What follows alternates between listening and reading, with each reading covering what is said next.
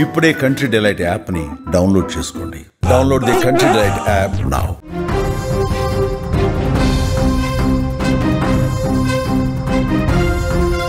Breaking news చూస్తున్నాం. భారీ వర్షాలకు మూసి ఉగ్ర రూపం దాల్చింది.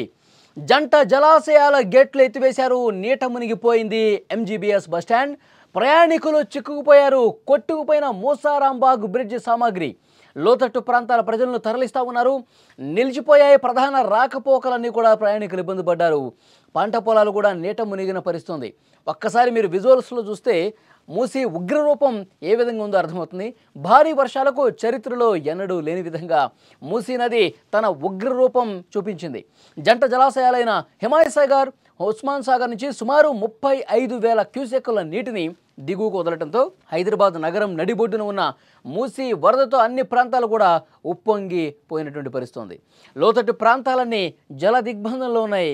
ఒక్కసారి మూసీ ఉగ్ర రూపం ఒక్కసారి మీకు స్క్రీన్ మీద చూస్తే అర్థమవుతుంది. ఎంత వేగంగా బలంగా వాటర్ అనేవి చొచ్చుకుంటూ వస్తున్నాయో చాలా స్పష్టంగా చూడొచ్చు.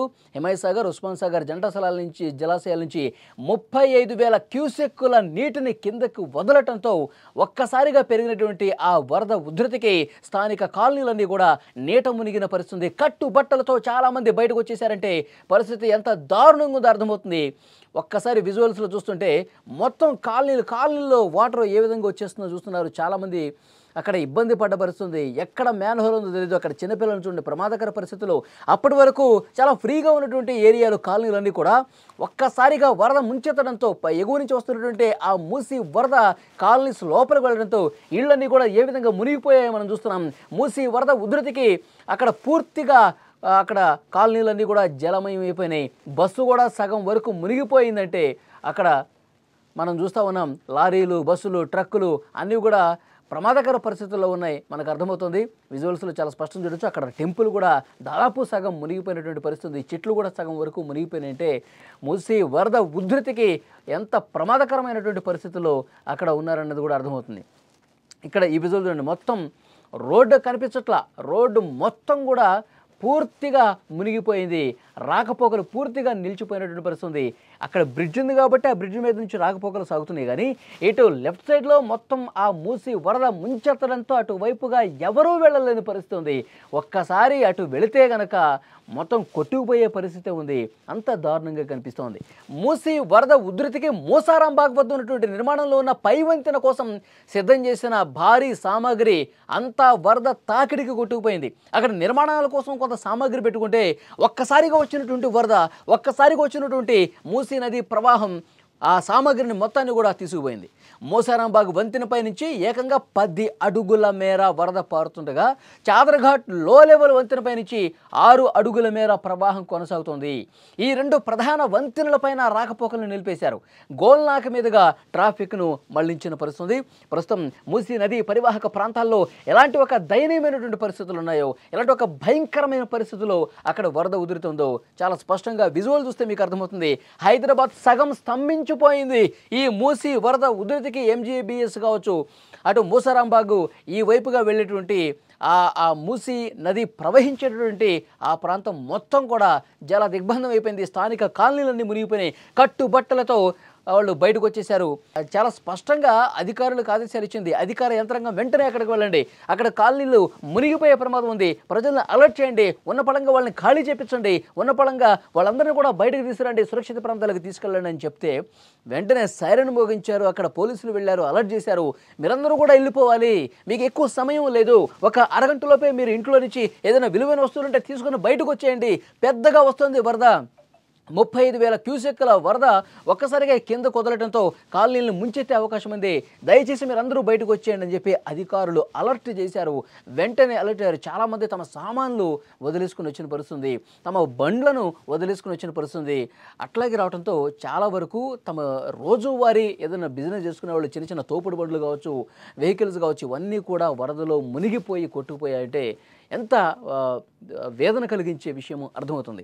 వరద ఉధృతికి సిటీలో అత్యంత రద్దీగా ఉండే Mahatma Gandhi bus station MGBS పూర్తిగా నీట మునిగిపోయిందండి. బస్టాండ్లోకి వెళ్లే 2 బ్రిడ్జిలు కూడా జలమయం అయిపోయినాయి. వరద నీరు నేరుగా బస్టాండ్ లోపలికి వచ్చేసింది. ప్రయాణికులు ఇబ్బందులు పడ్డారు. బస్సులు అటువైపు రాలేని పరిస్థితి ఏర్పడింది. బస్టాండ్లో ఉన్నవాళ్ళు బయటికి రాలేని పరిస్థితి కూడా ఏర్పడింది. చాలామంది చిక్కుకుపోయారు. అర్ధరాత్రి సమయం, ప్రయాణికుల ఆందోళన గందరగోళంగా కనిపించింది. హాహాకారాలు కనిపించినాయి. మమ్మల్ని ఇక్కడి నుంచి సేవ్ చేయండి, రక్షించండి, అధికారులు స్పందించండి అని చెప్పి ప్రయాణికులందరూ కూడా భయం గుప్పెట్లో ఆ రాత్రి సమయంలో కాలం గడిపిన పరిస్థితి. ముఖ్యమంత్రి రేవంత్ రెడ్డి వెంటనే స్పందించారు. ప్రయాణికులను సురక్షితంగా బయటకు తీసుకురావాలని పోలీసులు, జీహెచ్ఎంసీ అధికారులు, ఏదైతే మానిటరింగ్ బృందాలు ఉన్నాయో వాళ్ళందరినీ ఆదేశాలు ఇచ్చారు. ఆయనే స్వయంగా అర్ధరాత్రి వరకు ముఖ్యమంత్రి గారు పరిశీలించారు. ప్రయాణికుల అక్కడ సేవ్ చేశారు. అక్కడ స్థానికంగా కాలనీ వాసులు ఎవరైతే ఉన్నారో వాళ్ళని సేవ్ చేసిన పరిస్థితి. అర్ధరాత్రి వరకు కూడా ముఖ్యమంత్రి నేరుగా ఆయన ఎప్పటికప్పుడు ఫోన్లో అప్డేట్స్ తీసుకుంటూ సహాయక కార్యక్రమాలని పరిశీలించినటువంటి పరిస్థితి ఉంది. ఇక మూసీ నదికి ఇరువైపులా ఉన్నటువంటి ఈ చాదర్ఘాట్ కావచ్చు, మూసారాంబాగు సమీప కాలనీలో తీవ్ర భయంకరంగా సిచ్యువేషన్ మారిపోయిందండి. మూసానగర్, శంకర్ నగర్ బస్తీలు అయితే ఇళ్ల లోపలికి వచ్చేసినాయి. వాటర్ సగం ఇళ్ళు మునిగిపోయినాయి. 200 ఇళ్ళు నీట మునిగినట్టుగా ఇప్పటివరకు సమాచారం వచ్చింది. లోతట్టు ప్రాంతాలైన వినాయక వీధి, రసూల్పురా ప్రాంతాల నుంచి సుమారు 600 మందిని అధికారులు వేరే ప్రాంతాలకు తీసుకెళ్లిపోయారు. చాదర్ఘాట్ శివాజీ బ్రిడ్జ్ కింద ఉన్న 55 మందిని గోడేకి ఖబర్ కమ్యూనిటీ కేంద్రానికి తరలించినట్టుగా అధికారులు చెప్పారు.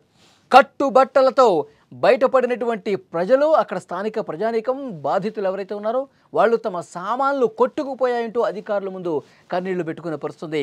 వాళ్ళు ఏమేమి కొట్టుకుపోయాయి, ఏ సామాన్లు కొట్టుకుపోయాయని కూడా లిస్ట్ అవుట్ చేస్తూ ఉన్నారు. వాళ్ళకి తగిన నష్టపరిహారం ఇప్పించే బాధ్యత కూడా తీసుకుంటామని అధికారులు వాళ్ళకు ఒక భరోసా కల్పించినటువంటి పరిస్థితి. నగరంలో ట్రాఫిక్ సమస్య విపరీతంగా ప్రస్తుతం కనిపిస్తోంది. దిల్సుఖ్ నగర్, కోటి మధ్య రాకపోకలకు ఆటంకం ఏర్పడింది. నార్సింగి వద్ద ఓఆర్ఆర్ సర్వీస్ రోడ్లో పటాన్ చెరువు వైపు జాతీయ రహదారి పూర్తిగా మునిగిపోవడంతో వాహన రాకపోకలకు అంతరం ఏర్పడింది. ఈరోజు ఉదయం నుంచి కూడా ఎక్కడికక్కడ ట్రాఫిక్ ఇబ్బందులు కనిపిస్తున్నాయి. ఎక్కడికక్కడ కిలోమీటర్ల మేర ట్రాఫిక్ నిలిచిపోయింది. ఒక ప్రాంతంలో వరద ఉధృతి బ్రిడ్జి మీద నుంచి పెద్దగా వరద వస్తున్న నేపథ్యంలో దారి మళ్లిస్తూ ఉన్నారు. మొత్తం ఒకవైపు టర్న్ అవడంతో అక్కడ విపరీతంగా ట్రాఫిక్ పెరిగిపోయిన పరిస్థితి. హైటెక్ సిటీ లాంటి ప్రాంతంలో కూడా రహదారులపై నిలిచిపోయినటువంటి నీటిని అధికారులు మోటార్లతో దారి మళ్లిస్తూ ఉన్నారు. మొయినాబాద్, శంషాబాద్, గండిపేట మండలాల్లో రైతుల పంట పొలాల్లో కూడా వరద వచ్చేసింది. వరదలో చిక్కుకుపోయాయి పొలాలన్నీ కూడా. దీన్ని దృష్టిలో పెట్టుకుని లోతట్టు ప్రాంత ప్రజలు అత్యవసరమైతే తప్ప బయటకు రావద్దని కూడా సూచన చేస్తున్నారు. ఒక్కసారి మీరు ఫుల్ బాక్స్ చూడండి, విజువల్స్ చూడండి, 3 బాక్సులు చూడండి. ఎంత దారుణంగా మూసి వరద ఉధృతి కనిపిస్తుందో ఒక్కసారి చూడండి. ఎంత దారుణమైనటువంటి పరిస్థితులు ఉన్నాయంటే మొత్తం కాలనీలు నీట మునిగిపోయి, ఇళ్ళు మునిగిపోయి, అక్కడ తమ వెహికల్స్ మునిగిపోయి కట్టుబట్టలతో వాళ్ళందరూ కూడా రోడ్డును పడ్డారంటే సిచ్యువేషన్ ఎంత భయంకరంగా ఉందో అర్థమవుతుంది. వర్షాలు పడతానే ఉన్నాయి. 2-3 రోజులుగా మనం చూస్తూ ఉన్నాం. ఎడతెరిపి లేకుండా ఉదయం నుంచి మధ్యాహ్నం, సాయంత్రం, రాత్రి, అర్ధరాత్రి సమయంలో కూడా వర్షాలు పడుతున్నాయి. ఎందుకంటే ఎగువ నుంచి వస్తున్నటువంటి ఇక్కడ పడుతున్న వర్షము, ఎగువన కురిసిన వర్షం అంతా కూడా లోతట్టు ప్రాంతాల వైపుగా వస్తుంది. ఉస్మాన్ సాగర్, హిమాయత్ సాగర్ పూర్తిగా నీటి కొండలా తలపిస్తుంది. మొత్తం నిండిపోయి ఇక బయటకు వదలాల్సిన పరిస్థితి ఏర్పడింది. 35,000 క్యూసెక్కులు బయటకు వదిలారంటే ఏ స్థాయిలో అక్కడ వరద ఉధృతి ఆ 2 జలాశయాలకి నిండిపోయిందో మనం అర్థం చేసుకోవచ్చు. వెంటనే వదిలిన తర్వాత అధికారులు అప్రమత్తం చేశారు. లోతట్టు ప్రాంతాలు ఏమేమి ఉన్నాయి, ఏ కాలనీస్ ఉన్నాయి, అక్కడ ఏ మేరకు వాటర్ వచ్చే అవకాశం ఉంది, ఎంతవరకు మునిగిపోయే అవకాశం ఉంది, ఎవరికి సురక్షిత ప్రాంతాలకు తరలించాలి, ఇవన్నీ కూడా ఆగా మేఘాల మీద చర్యలు తీసుకోబట్టి ప్రజలు ప్రాణాలతో బయటపడ్డారు.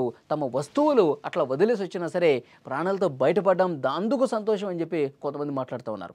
ఎంజీబీఎస్ బస్టాండ్లో అయితే అర్ధరాత్రి ఉదయం వెళ్ళే వాళ్ళు కూడా అక్కడ పడుకొని ఉంటారు. కొంతమంది ప్రయాణికులు వాళ్ళని హుటాహుటిన లేపి, ప్రయాణికులు బస్సుల కోసం వెయిట్ చేసేవాళ్ళు లేపి, ఇక్కడికి బస్సు రాదు, వేరే ప్రాంతంలో బస్సు వస్తుంది, ఇక్కడ పూర్తిగా వాటర్ వచ్చేస్తుంది, మునిగిపోతుంది, మీరు వెంటనే ఇక్కడి నుంచి బయటకు వచ్చేయండి అని చెప్పి వాళ్ళని సురక్షితంగా అప్పటికప్పుడు తరలించిన పరిస్థితి. రేవంత్ రెడ్డి గారు అర్ధరాత్రి 1 గంట వరకు ఆయన అధికారులతో మాట్లాడి ఈ సహాయక కార్యక్రమాలకు సంబంధించి సమీక్షించినటువంటి పరిస్థితి ఉంది.